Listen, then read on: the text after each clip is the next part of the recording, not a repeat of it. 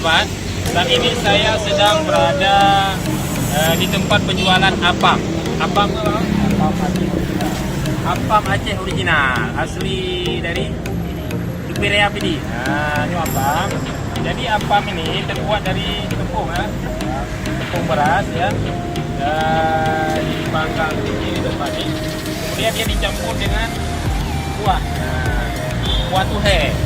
Yang kuah tuhe ya. Kuah tuhe na pisang juga. Tibere, 5 mabuk dikenang apam. Iklan buka apam jalan boleh terus. Ini apa tadi?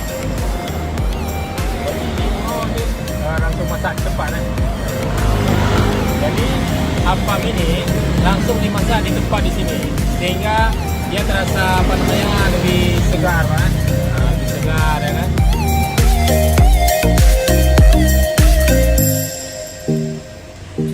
Nyo apam, apamnya kuliner khas Aceh. Belum mbak tanya orang Aceh, boleh rajab yang boleh tir apam, ya kan. Alhamdulillah orang yang belum buka apam. Gimana kan? Bere, alhamdulillah.